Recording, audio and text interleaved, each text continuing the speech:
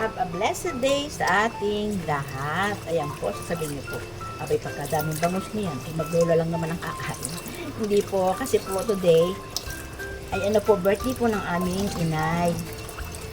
Sineselebrate po namin yearly, namin magkakapatid, para yun rin po yung pagkakataon para kahit pa paano magkita-kita kami, magkasama-sama. Kasi po, siyempre, may kanya-kanyang buhay, may kanya-kanyang kabisihan. So, talaga pong hindi na bibigyan ng oras yung mag-get together. So, ito pong birthday ng nanay namin, yung po sineselebrate namin para at least once a year, magkita-kita kami, magkakamustahan, mag-enjoy kahit pa paano. So, yun po. At siyempre po ba, di ba, pag magganyan may mga handaan, di ba? Normally, may ano yan, kanya-kanyang share ng food or potluck.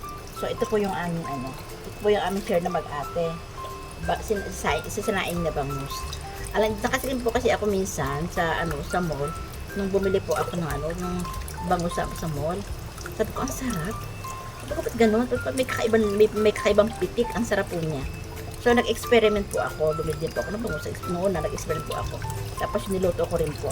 Ang ginawa ko po, binabad ko po sa asin ng 3 oras. Tapos, ako po, niluto. Nilagyan ko po ng maraming paminta, maraming sibuyas, at marami din bawang.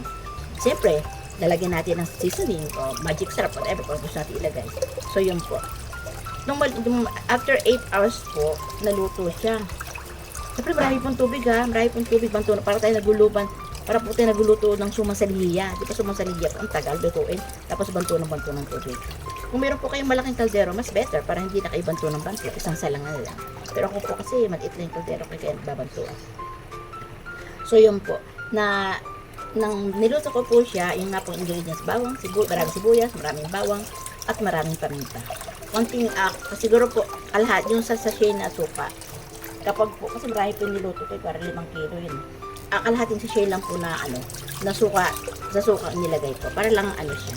Hindi siya maglasang maasim. Yung suka po, pang-prevent lang, para hindi siya madali masira.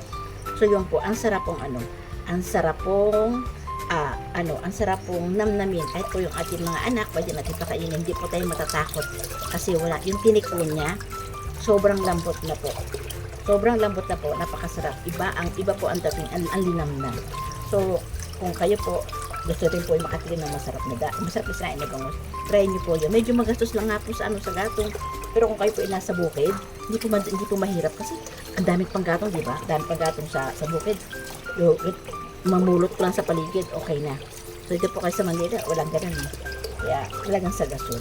So, yun lang po. At nawa, napagpala tayong umagang ito. At nawa, may napulot kayo sa akin. Pinagsasabi sa umagang ito.